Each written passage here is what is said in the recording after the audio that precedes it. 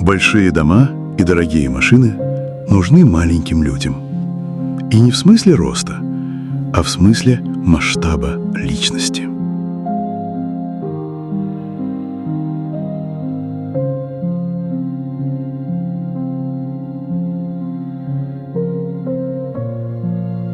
Слабоумные верят пропаганде, хитрожопые ее создают, а разумные стараются не участвовать, но это удается не всем.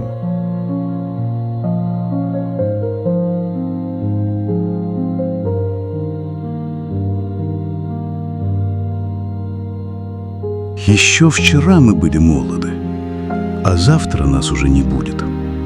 Жизнь не движется, она просто исчезает кусками, и это называется временем.